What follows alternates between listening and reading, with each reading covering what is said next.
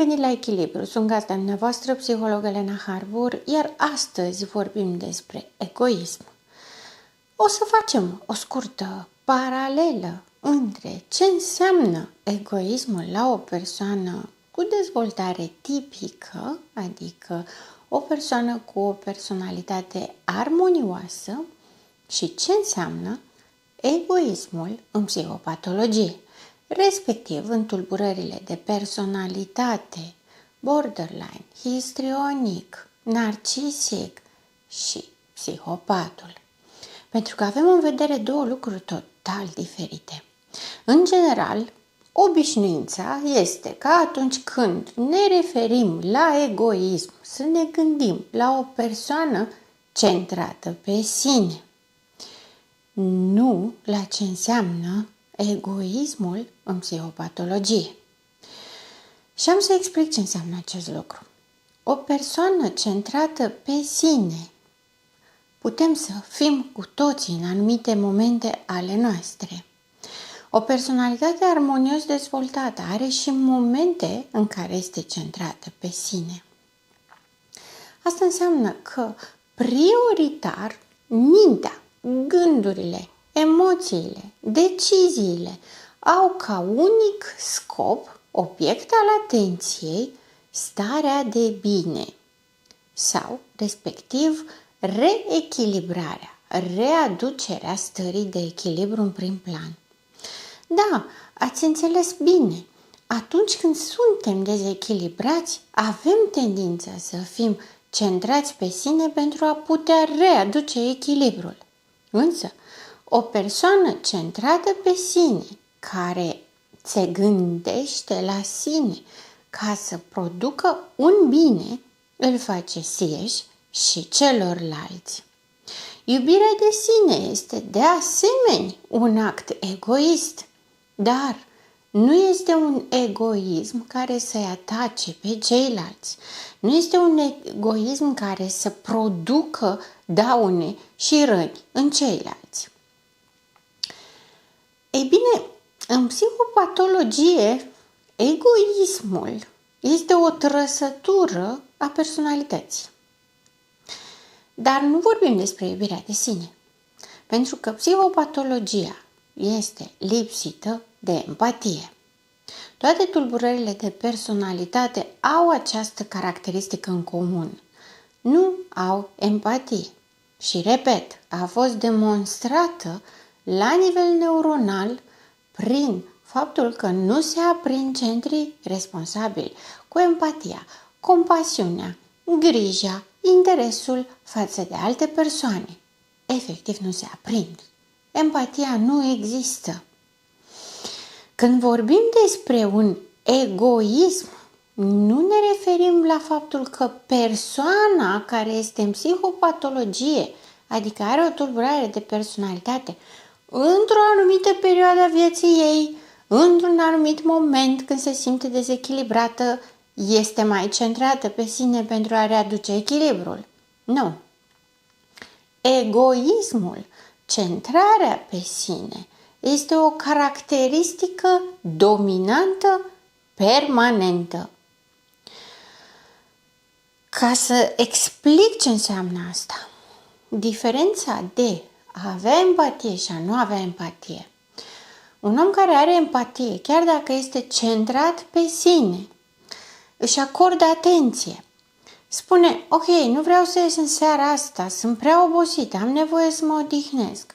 O face într-o manieră în care pe ceilalți nu-i deranjează. Se gândește că ceilalți ar putea fi frustrați de acest lucru și ulterior vine și compensează. Se iubește pe sine. Am nevoie să-mi acord grijă și atenție, prioritate la ceea ce am nevoie ca să pot să funcționez sănătos. Ceea ce înseamnă că nu sunt disponibil pentru toată lumea tot timpul. Nu ajut pe oricine îmi cere. Nu sunt acolo pentru oricine, oricând. Pentru că asta mă distruge pe mine. Nu-mi dă timp să mă reciclez, să-mi încarc bateriile, să mă încarc cu energie, să dorm bine. Da? Toate resursele de care dispune un om cu empatie este nevoie să fie în flux și reîncărcate. Ca atare, spune, nu pot să te ajut acum, dar mâine sau poimâine vom vedea ce facem despre asta. Nu pot să fac asta acum pentru tine, dar aș putea să fac altceva. Acesta este un om cu o dezvoltare armonioasă a personalității. Când vorbim de psihopatie, egocentrismul în lipsa de empatie presupune unicitatea existenței. Probabil că v-ați săturat de câte ori ați auzit că tipologiile acestea, narcisic, borderline, histrionic, psihopatul, ei sunt egoiști. Pentru ei nu există decât ei. Și restul sunt doar obiecte de folosit. Sună urât, dar ce înseamnă asta? Pentru că este cât se poate de reală. Egoismul, unicitatea, cum spuneam mai devreme, presupune că în mintea lor, singura ființă vie, cu drepturi, sentimente, așteptări, dorințe, este doar el. Sau ea, evident. Este doar individul care emite aceste gânduri. Nu este că nu vrea să-i bage în seamă pe ceilalți. Nu este că în mod special îi denigrează pe ceilalți ca să fie el mai presus. Nu, ceilalți pur și simplu nu există. Așa cum o persoană în normalitate știe că în casa sa sunt mașina de spălat, aerul condiționat, cuptorul cu microunde și alte obiecte care funcționează, mișcă pe baza unei telecomenzi și a unei comenzi pe care o transmite omul către obiectul care se mișcă sau face o acțiune, dar nu ne gândim vreodată că aerul condiționat ar putea avea sentimente, emoții și și-ar putea dori lucruri. Cam așa este perspectiva persoanei cu tulburare de personalitate. Perspectiva unică. Eu sunt singurul om, eu sunt singurul care am sentimente, singurul care am dorințe, ceilalți nu există.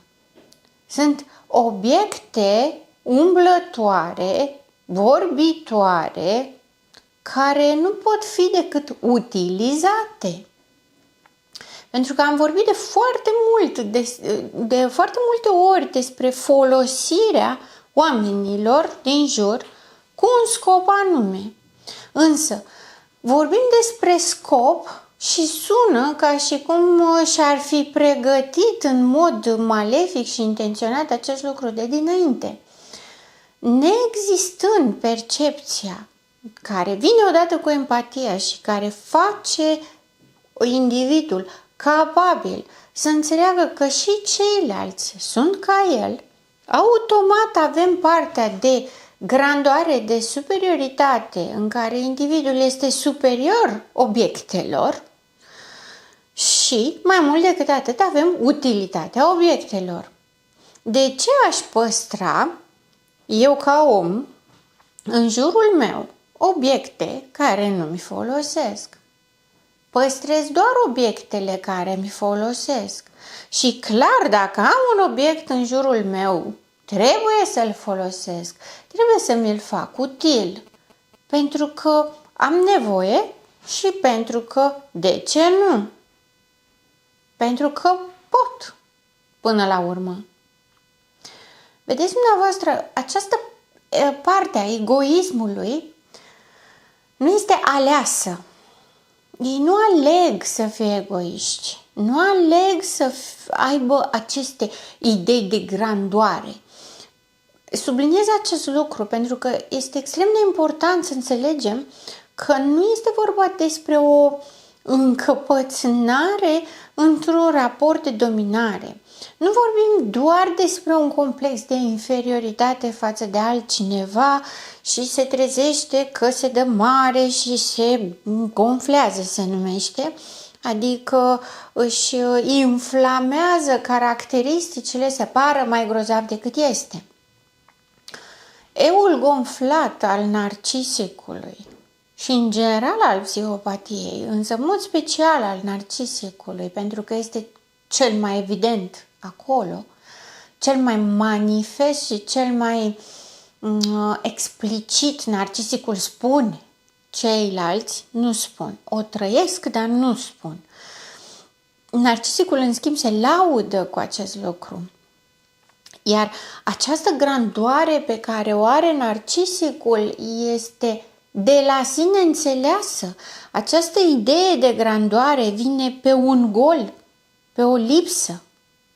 Dacă eu exist, iar ceilalți din jurul meu nu sunt ca mine, mă uit la ei, îi văd că mișcă, vorbesc, fac lucruri, e chiar amuzant la un anumit nivel pentru că fac lucruri ca niște jucării care se mișcă singure pe bază de baterii.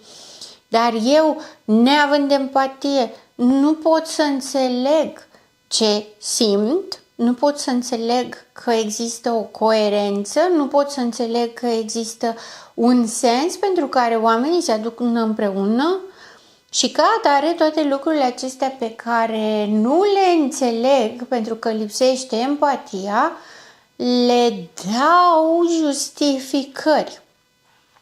Justificarea întotdeauna găsește un motiv pentru care ceva să existe. Dacă cineva a greșit și spune o justificare, am făcut greșeala asta pentru că greșeala este pe jumătate iertată, pentru că n-a fost intenționat. Până și în lege există această specificație. Dacă nu a avut intenție, este mai puțin grav decât dacă a avut intenție. Și ca atare, persoanele lipsite de empatie, în psihopatologie, cu tulburări de personalitate, învață să identifice comportamentele și să înțeleagă cognitiv ce înseamnă comportamentul respectiv. Ca atare, compensează lipsa de emoție, de împărtășire, de conectare la ceilalți oameni cu un produs cognitiv. Dar produsul acesta cognitiv este separat și în el pur și simplu nu există alți oameni. Este ca și cum noi, oricare dintre noi, se uită la film și vede acolo niște personaje și vede o poveste și ei fac chestii și noi putem să ne uităm la ei și să ne dăm cu părerea. Au făcut bine, ne-au făcut bine, noi în locul lor am fi făcut altfel și așa mai departe, cu singura specificație că nu avem niciun fel de trăire emoțională la vizionarea filmului. Așa se simte o persoană cu tulburare de personalitate. Ceilalți există, dar nu îl impresionează. Ceilalți funcționează diferit, ceea ce înseamnă că el este superior. Ceilalți există ca pe un ecran departe de el, ca și cum ar fi un zid invizibil între cele două lumi, între lumea lui și lumea celorlalți. Dar lumea celorlalți este doar o imagine, nu este însuflețită.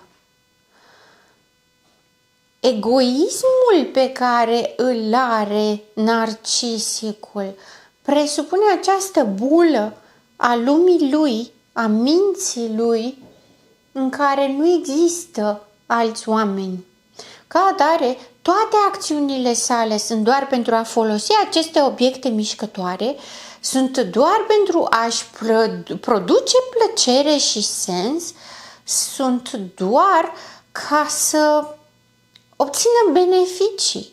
Într-o lume ostilă și amenințătoare, pentru că Atâta timp cât nu există empatie, nu există bucurie, nu există acces la emoțiile pozitive și atunci toată lumea este percepută ca un mediu ostil, agresiv, periculos, îi poate face rău, se simte vulnerabil și expus pentru că nu înțelege ce se întâmplă și pentru că nu se simte integrat, pentru că nu este integrat. Ca atare, tot ce poate să facă este să încerce să îndulcească aceste condiții, respectiv să întoarcă totul în favoarea sa. Aceste obiecte umblătoare par să fie sensibile la niște chestii, ca de exemplu la plâns și atunci începe și plânge. Par să fie sensibile la cuvinte dulci. Nu pentru că ști ce înseamnă cuvintele dulci, ci pentru că vede în filme sau la alte persoane și atunci le face și este extraordinar de plăcut surprins că ceilalți chiar cred asta. Este ca un joc. Ca un joc la care miza este viața persoanei cu tulburare de personalitate. Miza este însă și existența sa, pentru că dacă aceste obiecte umblătoare nu îi dau dreptate, nu îi fac jocul, nu sunt prezente ca să-i ofere lucrurile pe care nu și le poate lua singur, el încetează să existe. Când vorbim despre egoism, vorbim despre această unicitate. Exist doar eu și ceilalți nu. Ca atare, în această perspectivă a unicității, a faptului că ceilalți efectiv nu există, avem rigiditatea mentală și comportamentală. Putem să observăm și sunt convinsă că și dumneavoastră identificați, cel puțin mental, dacă nu ați trăit astfel de experiențe, sigur le-ați văzut la cineva, acele persoane care nu suportă să li se schimbe traseul. Au stabilit că în o zi anume merg undeva, la piață, la biserică, la concert, la plimbare în parc.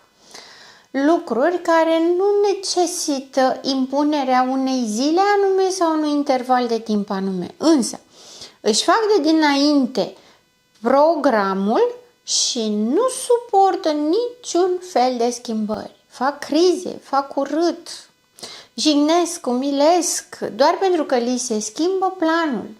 Acest program care oricum nu avea nicio importanță și care putea fi oricum făcut fără nicio problemă. Vorbind de plan și de rigiditate mentală, avem dorința controlatoare. Păi dacă în mintea mea există numai eu și aceste obiecte umblătoare fac ce spun eu, asta înseamnă că eu trebuie să le coordonez, că lumea este un loc amenințător, aceste obiecte umblătoare pot să-mi facă rău. Ca atare, eu sunt superior, eu sunt deștept și îi controlez pe ceilalți să facă ceea ce sunt meniți să facă. Sunt obiecte, nu? Și nu pot să-i las să facă ce vor ei pentru că poate să-mi producă mie prejudicii. Ca atare, trebuie să-i controlez. Mintea narcisicului funcționează în această planificare rigidă și nu poate să o facă pe termen lung. Dar mai mult decât atât, nu există posibilitatea flexibilității. Când avem un grad de narcisism amestecat cu borderline, avem și o instabilitate mult mai mare decât la narcisism. Narcisismul pur este rigid. Am zis că duminică mergem în parc la ora 4:30, la ora 4 plecăm de acasă că trebuie să fim în parc, ca și cum ar fi ceva bătut în cuie și s-ar întâmpla ceva groaznic dacă n-am fi la 4:30 în parc. Dau un exemplu. Un exemplu menit să sublinieze faptul că rigiditatea, atunci când există, funcționează în cele mai nesemnificative detalii.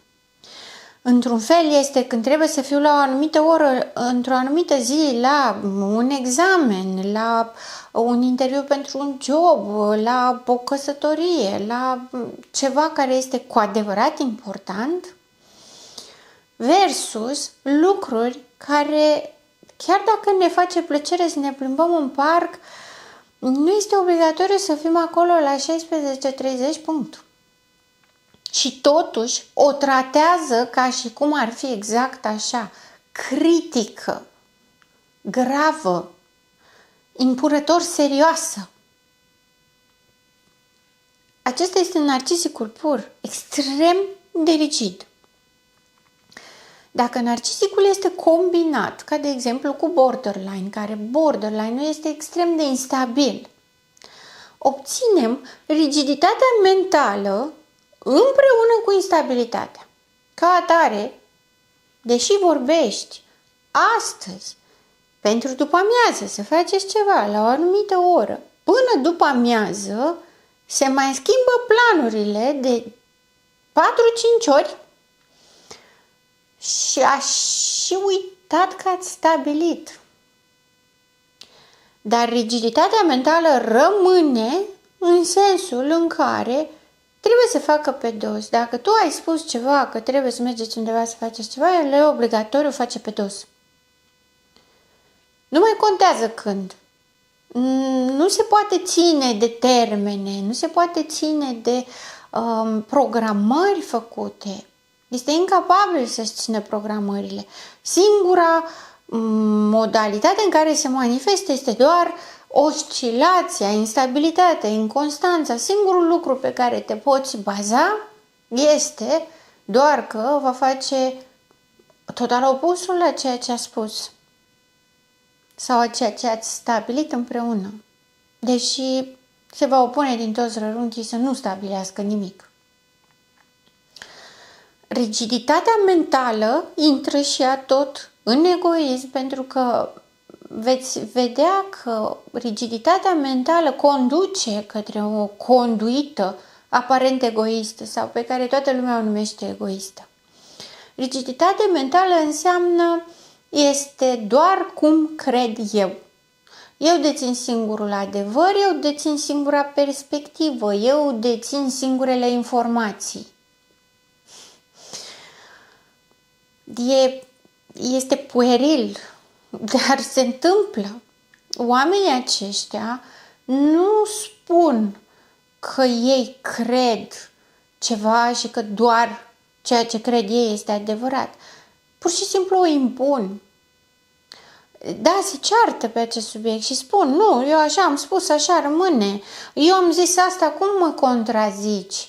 Dar mai degrabă contestă posibilitatea ca altcineva să aducă o altă perspectivă sau să ia în considerare o altă perspectivă și nu pe a lui. Dar nu spune niciodată, eu dețin adevărul absolut. Nu o numește așa, dar se comportă ca atare. Ceea ce e bine să înțelegeți și este necesar să înțelegeți este că această conduită de impunere nu este o încăpățânare. Are și comportament de încăpățânare, adică este rezistent, nu renunță la ideea lui orice ar fi. Și asta se numește încăpățânare. Pe de altă parte, nu o face din încăpățânare. Motivul nu este că el știe adevărul, dar încearcă din încăpățânare și infantilitate să rămână ca el.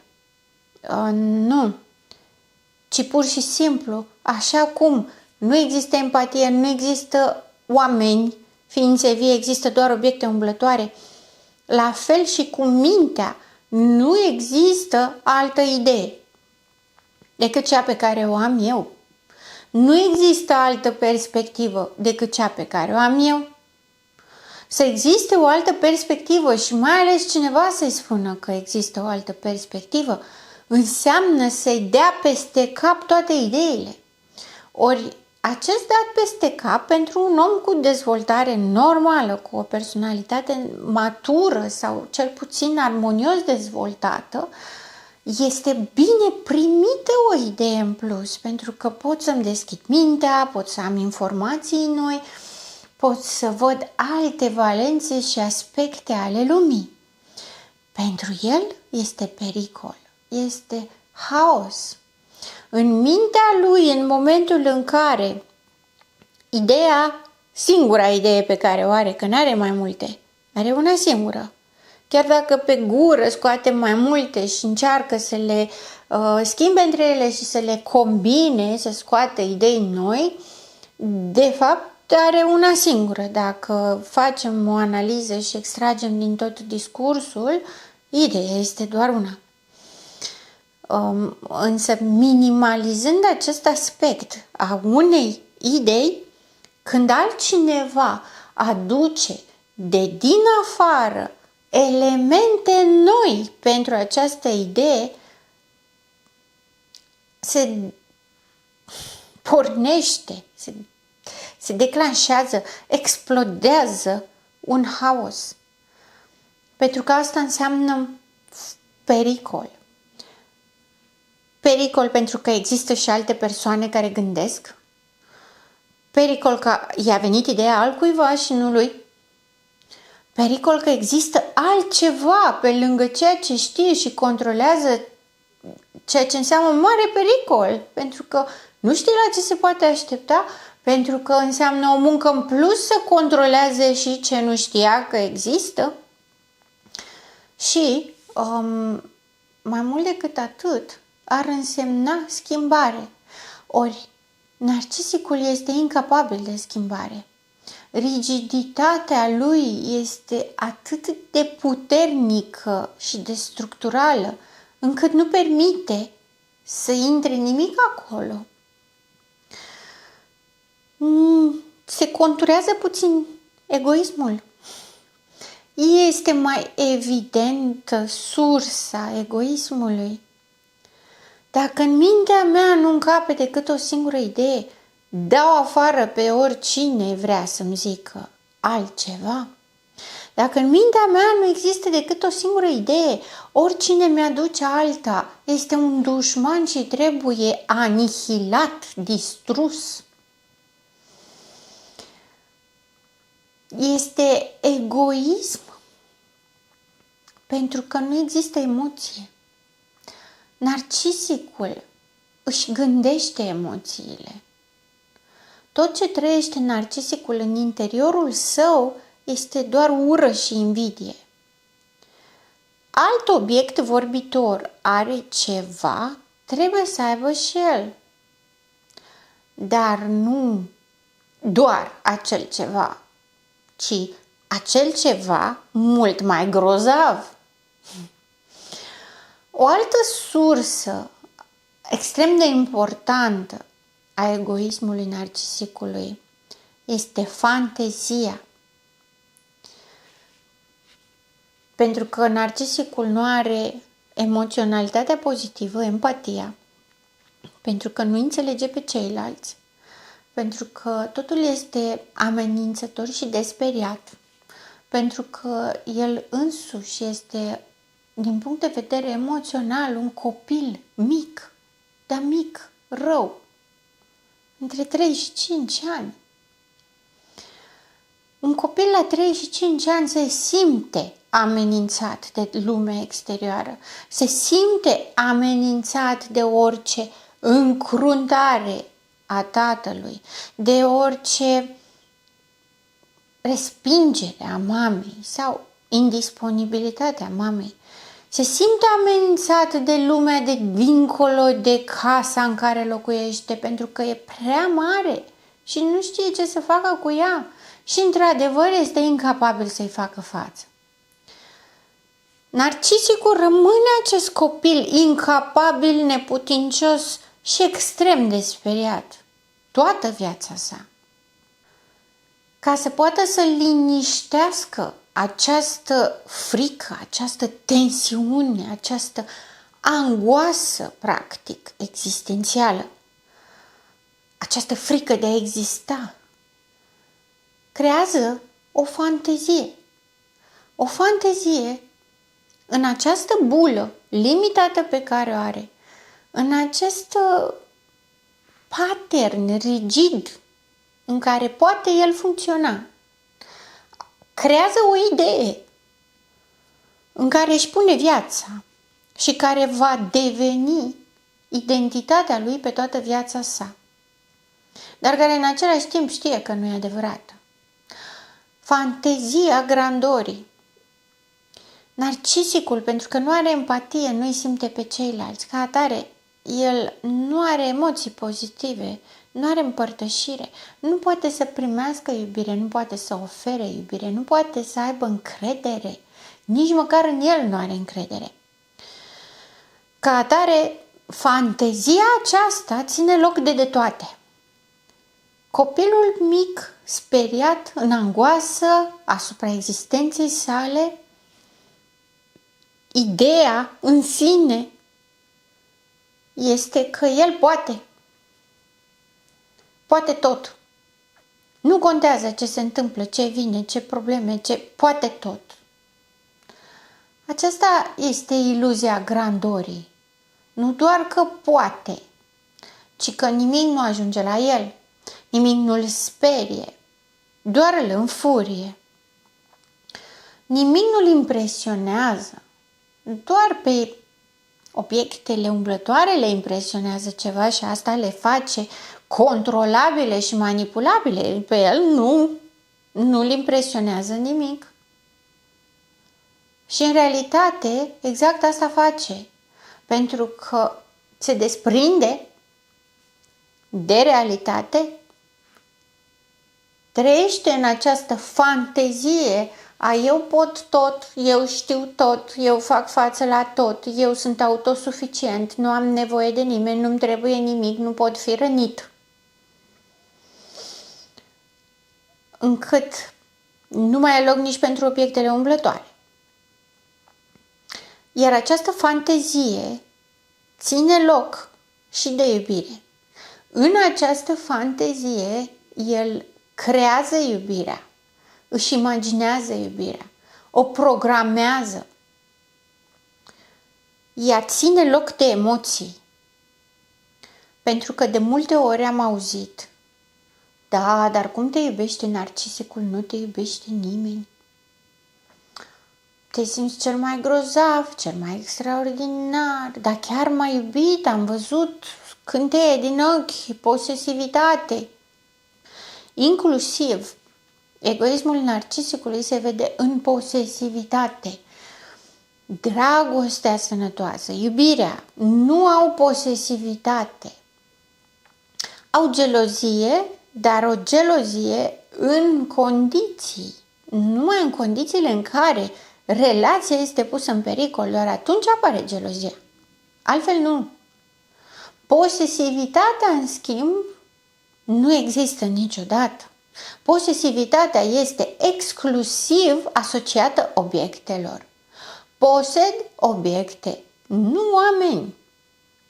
Însă, în egoismul narcisicului, în această fantezie în care el a creat omnipotența sa, aceste obiecte vorbitoare care ar trebui să țină locul partenerului sau partenerei de cuplu și ar trebui să joace acest rol al iubirii și al îndrăgostirii,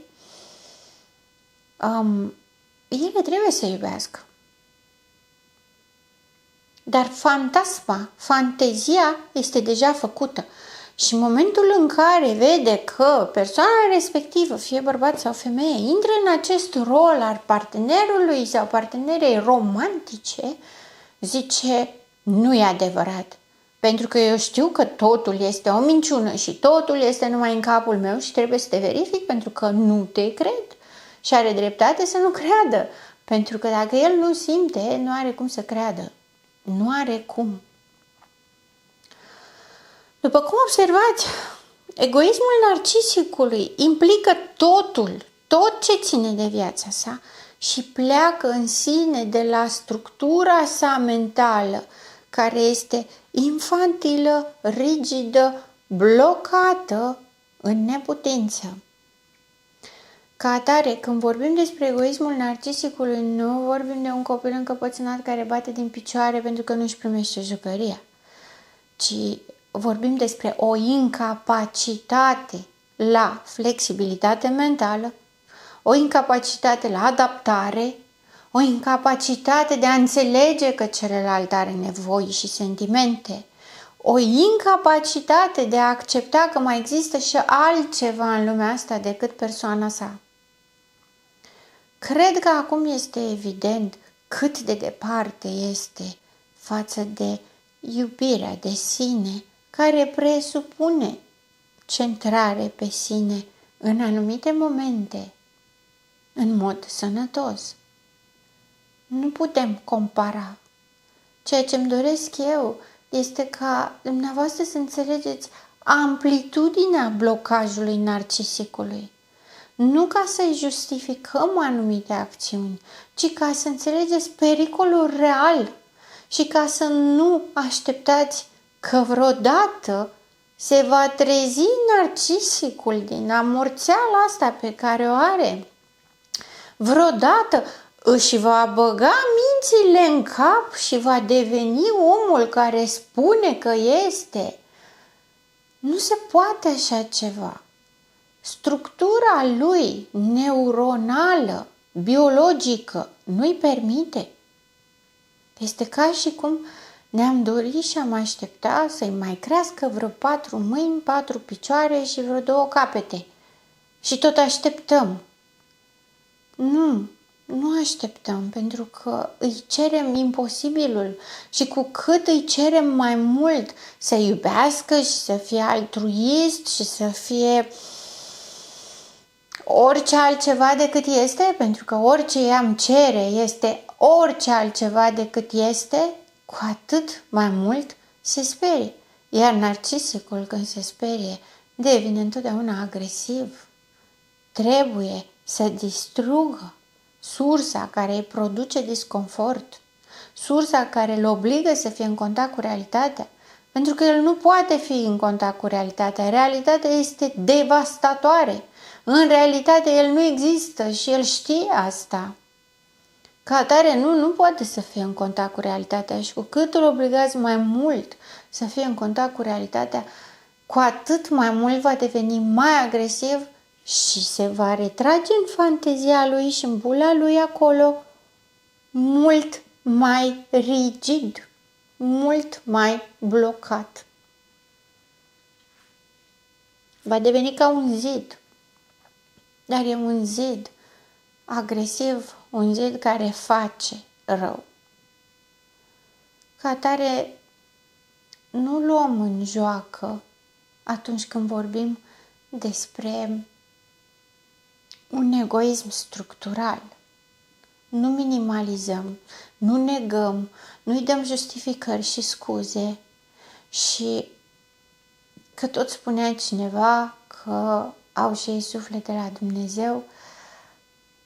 Nu știu ce să zic, pentru că există foarte multe notificări și specificații, având în vedere lipsa de empatie, lipsa acestui suflet. Una este faptul că sunt vii, se mișcă, alta este să aibă suflet și empatie. Dar este dreptul fiecăruia să aibă opinia pe care o dorește. Sunt gazda dumneavoastră, psiholog Elena Harbur, și până data viitoare, rămâneți în echilibru.